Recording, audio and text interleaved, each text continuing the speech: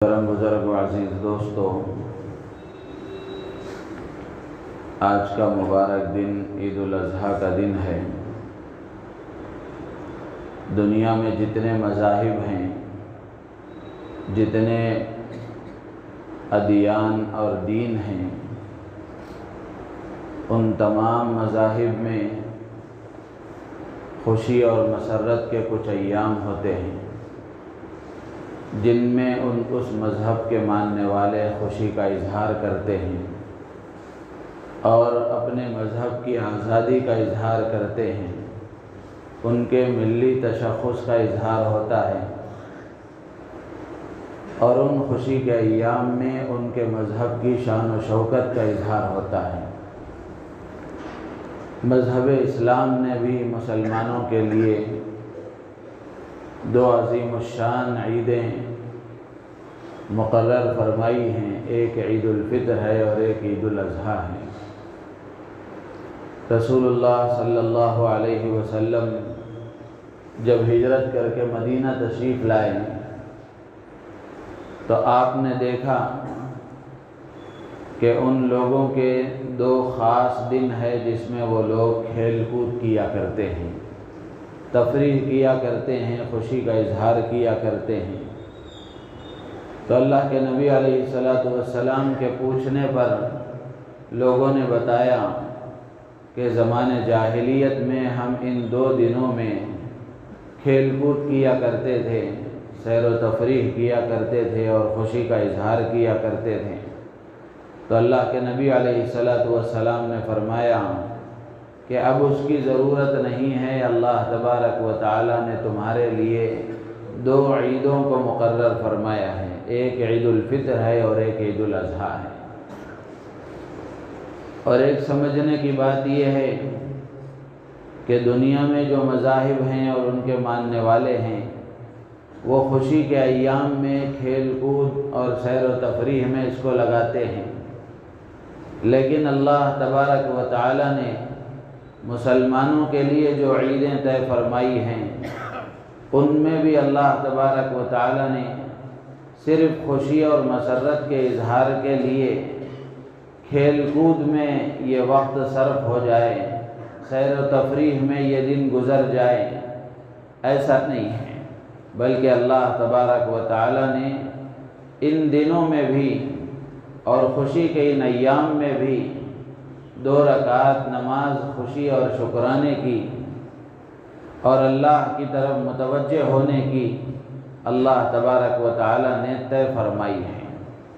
ایسا نہیں ہے کہ آج عید ہے تو لہذا آج 5 نمازیں بھی معاف کر دی گئیں اور شریعت کی جو پابندیاں ہیں وہ ہٹا دی گئیں، اب تم جو چاہے کرو، جیسا چاہے کرو، اس لیے کہ خوشی کا موقع ہے، عید کا موقع ہے۔ ایسا نہیں ہے، بلکہ عید کے دن بھی اللہ تبارک و تعالی نے مزید 2 رکعتیں نماز کی اضافہ فرمائی ہیں، وہ اس لیے تاکہ آدمی خوشی کے موقع پر بھی اللہ کو نہ بھولے، خوشی کے موقع پر بھی اللہ کو فراموش نہ کریں۔ ہر حال میں مذہب اسلام نے اپنے ماننے والوں کو ہر لمحہ، ہر موقع پر، ہر موڑ پر اللہ کی طرف متوجہ ہونے کی تلقین کی ہے، اللہ کی طرف رجوع کرنے کی تلقین کی ہے۔ اللہ سے غافل ہونے کا کوئی موقع نہیں ہے، اللہ سے غافل ہو کر زندگی گزارنے کا کوئی موقع نہیں ہے۔ تو عید کے موقع پر بھی، خوشی اور مسرت کے اظہار کے موقع پر بھی اللہ تبارک و تعالی نے عید کی نماز مقرر فرمائی ہے، جس کے ذریعے سے ہم اپنے اللہ کا شکر ادا کرتے ہیں۔ تو یہ عید کا دن اللہ نے ہمیں عطا فرمایا ہے، تو سب سے پہلی بات تو یہ ہے کہ ہم اس میں اللہ کا شکر ادا کریں، اور شکرانے کا طریقہ عید کی 2 رکعت نمازیں ادا کی جائیں گی، تو یہ بھی اللہ کے شکر کا اظہار ہے، اور اس کے علاوہ ہماری زبان سے، ہمارے عمل سے، ہمارے اعضاء و جوارح سے اللہ کی طرف سے یہ جو عید کا موقع ہمیں عطا کیا گیا ہے، اس پر اللہ کا شکر ادا کرنا چاہیے۔ اور پھر اس کے بعد آج کا یہ جو عظیم الشان دن ہے، جس میں ہم قربانی کا عمل کریں گے تو جیسے عید کی نماز واجب ہے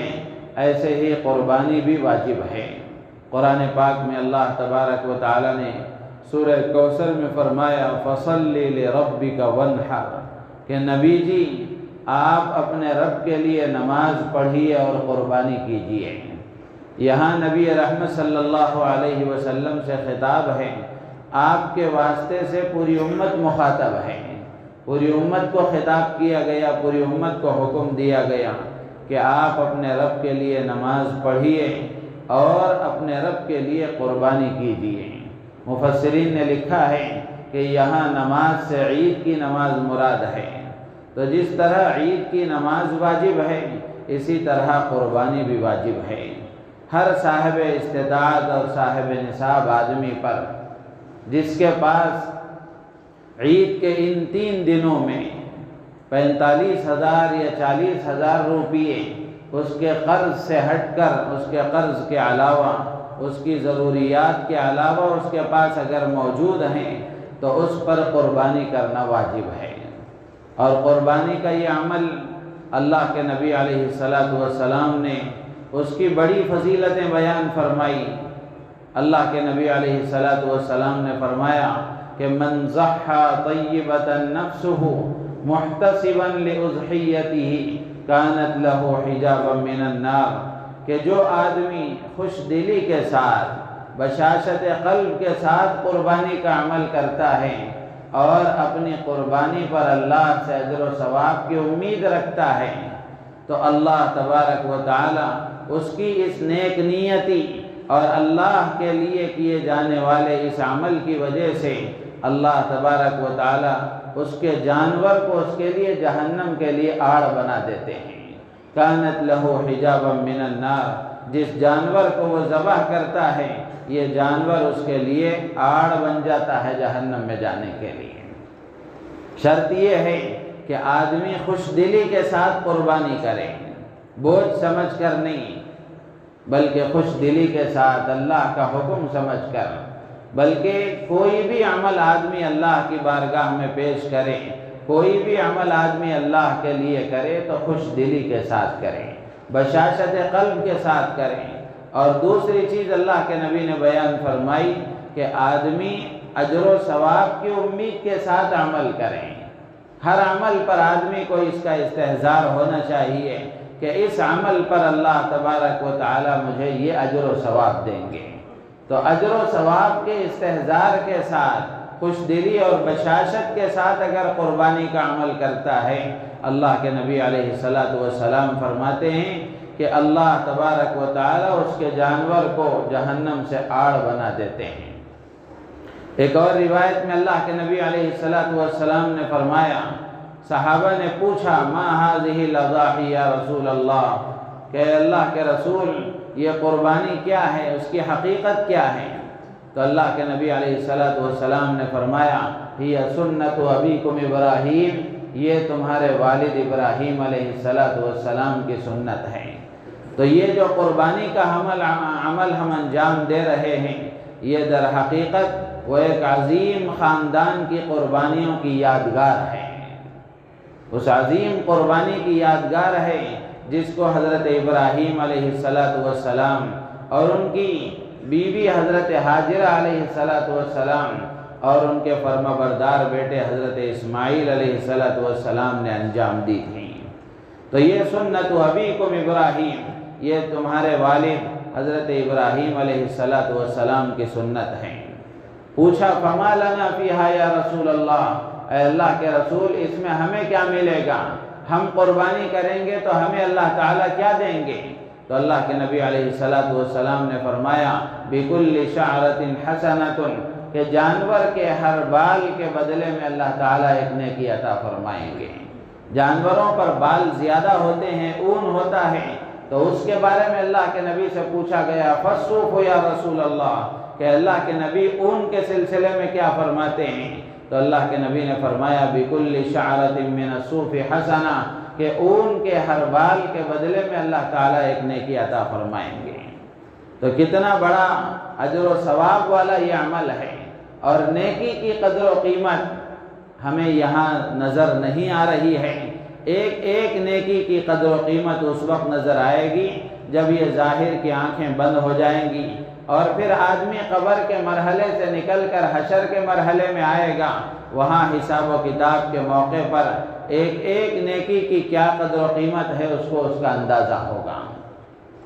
تو اس لیے یہ قربانی کا عمل اللہ کو بہت پسند ہے۔ اللہ کے نبی علیہ السلام نے فرمایا، قربانی کے ایام میں قربانی سے زیادہ اللہ کو کوئی عمل پسند نہیں ہے، جانور کو ذبح کرنے سے زیادہ اللہ کو کوئی عمل پسند نہیں ہے۔ تو اس لیے جس پر قربانی واجب ہے اس کو چاہیے کہ ہر حال میں اپنی طرف سے قربانی کریں، اپنی طرف سے قربانی کا اہتمام کریں۔ اللہ کے نبی علیہ السلام نے حضرت فاطمہ رضی اللہ تعالی عنہا سے فرمایا کہ فاطمہ، اپنی قربانی کی جگہ حاضر رہو، وہاں تم موجود رہو، دیکھو تمہاری قربانی کو، تمہارا جانور ذبح ہو رہا ہے تو تم اس کو دیکھو۔ پھر اس کے بعد اللہ کے نبی علیہ السلام نے فرمایا کہ خون کا قطرہ زمین پر گرنے سے پہلے قربانی کرنے والے کے اللہ تعالیٰ پچھلے گناہوں کو معاف فرما دیتے ہیں۔ تو اتنی بڑی فضیلت والا عمل ہے، اسی لیے اللہ کے نبی علیہ السلام نے وہ وعید بیان فرمائی کہ کسی آدمی کے پاس استطاعت ہے، وہ قربانی کر سکتا ہے، قربانی اس پر واجب ہے، اس کے باوجود بھی وہ قربانی نہ کریں تو اللہ کے نبی علیہ السلام نے فرمایا ہماری خوشی میں شریک ہونے کے وہ قابل نہیں ہیں۔ اللہ کے نبی نے اس سے لا تعلقی اور بے تعلقی کا اظہار فرمایا کہ ایسا آدمی ہم میں سے نہیں ہے، اس کو ہمارے عیدگاہ کے قریب نہیں آنا چاہیے، ہماری خوشیوں میں شریک نہیں ہونا چاہیے۔ من کان لہ سعۃ ولم یضحی فلا یقربن مصلانا، اللہ کے نبی علیہ السلام نے فرمایا جس کے پاس استطاعت ہے، جو صاحب استطاعت ہے، جس پر قربانی واجب ہے، وہ قربانی کر سکتا ہے، اس کے باوجود بھی قربانی نہ کریں تو اللہ کے نبی فرماتے ہیں اس کو چاہیے کہ وہ ہمارے عیدگاہ کے قریب نہ آئے۔ تو اس سے معلوم ہوا کہ قربانی کا عمل اللہ کو بہت پسند ہے، قربانی کا عمل اللہ کو بہت پسند ہے۔ قربانی کے ایام میں قربانی سے زیادہ کوئی عمل اللہ کو پسند نہیں ہے۔ تو اس لیے جس پر قربانی واجب ہے اہتمام کے ساتھ قربانی کا عمل انجام دینا چاہیے۔ قربانی کے سلسلے میں مسائل میں اتنا ذہول ہے اور مسائل کے معاملے میں امت مسلمہ میں اتنی ناواقفیت اور غفلت ہے کہ اندازہ ہوتا ہے کہ مسلمانوں نے اپنے دین کے علم کے حاصل کرنے کے سلسلے میں جتنی کوتاہی کی ہے، اگر اندازہ لگایا جائے تو اس سے زیادہ ہم کسی اور جگہ وہ چیز نہیں دیکھتے۔ تو میرے عزیز و دوست بزرگوں، لوگ ایسے ایسے مسئلے پوچھتے ہیں، اندازہ ہوتا ہے کہ دین کے موٹے موٹے مسائل اور ضروری مسائل سے بھی امت مسلمہ واقف نہیں ہیں۔ جیسے مثال کے طور پر ہم اب پہلی مرتبہ اپنے گھر میں قربانی دے رہے ہیں تو کس کی طرف سے قربانی دی جائے؟ اللہ کی طرف سے دی جائے یا نبی کی طرف سے دی جائے؟ یہ بھی ایک عجیب بات ہے۔ کل ایک صاحب نے پوچھا کہ اللہ کی طرف سے قربانی دے دیں تو چلے گا؟ اللہ نے آپ پر قربانی واجب کی ہے تو آپ کو اپنی طرف سے قربانی دینا ہے، اللہ کی طرف سے کیا قربانی دیں گے؟ قربانی تو اللہ کے لیے دی جاتی ہے اور اپنی طرف سے دی جاتی ہے۔ تو جس پر قربانی واجب ہے اس کو سب سے پہلے اپنی طرف سے قربانی کرنا چاہیے۔ جس پر قربانی واجب ہے اس کو اپنی طرف سے قربانی کرنا چاہیے۔ اس کے بعد میں اگر وہ اپنے والدین کی طرف سے اگر ان پر قربانی واجب نہیں بھی ہے لیکن وہ ان کی طرف سے نفلی قربانی کرنا چاہتا ہے تو اس کی گنجائش ہے، وہ قربانی کر سکتا ہے، لیکن سب سے پہلے جس پر واجب ہے اس کو اپنی طرف سے قربانی کرنا چاہیے۔ اور اسی طریقے سے بہت سے لوگ یہ سمجھتے ہیں کہ اس سال ہم نے فلاں کی طرف سے کیا ہے، گزشتہ سال فلاں کی طرف سے کیا تھا، اس سال فلاں کی طرف سے کر رہے ہیں۔ جیسے مثال کے طور پر گزشتہ سال ہم نے اپنے والد کی طرف سے کیا تھا، اس سال والدہ کی طرف سے کریں گے اور پھر آئندہ سال پتہ نہیں کس کی طرف سے کریں گے۔ ایسا نہیں ہے۔ جس پر قربانی واجب ہے ہر سال اس کو اپنی طرف سے قربانی کرنا ہے، ہر سال اپنی طرف سے قربانی کرنا ہے۔ تو یہ صرف والدین کی طرف سے قربانی یا حضور اکرم صلی اللہ علیہ وسلم کی طرف سے قربانی کر کے آدمی یہ سمجھے کہ قربانی ادا ہو گئی، اپنا واجب ادا نہیں ہوا، ہماری ذمہ داری جو تھی اس ذمہ داری سے ہم پورا باہر نہیں ہوئے۔ تو اس لیے جس پر قربانی واجب ہے اس کو چاہیے کہ وہ اپنی طرف سے قربانی کرنے کی کوشش کریں۔ اور اسی طریقے سے ایک مسئلہ یہ ہے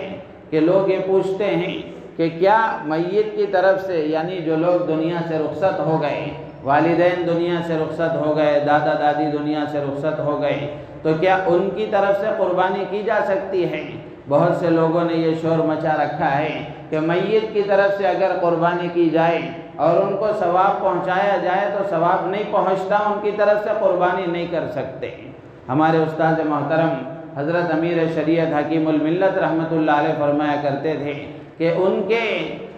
مرحومین کو ایصال ثواب نہیں پہنچتا تو نہ پہنچے، ہمارے مرحومین کو ثواب پہنچتا ہے ہم پہنچائیں گے،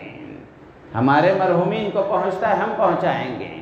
تو اس لیے میت کی طرف سے بھی، یعنی جو لوگ دنیا سے رخصت ہو گئے مرحومین کی طرف سے بھی، ان کے ایصال ثواب کے لیے اگر کوئی قربانی کرتا ہے تو اس کی بھی گنجائش ہے، قربانی کر سکتا ہے۔ قربانی کرنے پر اور ان کو ثواب پہنچانے کی نیت سے قربانی کرتا ہے تو اس کے قربانی کرنے پر ان کو ثواب اللہ تبارک و تعالی پہنچاتے ہیں۔ حضور اکرم صلی اللہ علیہ وسلم کے سلسلے میں حضرت علی رضی اللہ تعالیٰ عنہ کا معمول تھا کہ حضرت علی رضی اللہ تعالیٰ عنہ 2 جانور ذبح کرتے تھے، ایک اپنی طرف سے ذبح کرتے تھے اور ایک اللہ کے نبی علیہ السلام کی طرف سے ذبح کرتے تھے۔ اللہ کے نبی علیہ السلام دنیا میں موجود نہیں تھے، اللہ کے نبی کی طرف سے بھی اہتمام سے حضرت علی ذبح کیا کرتے تھے۔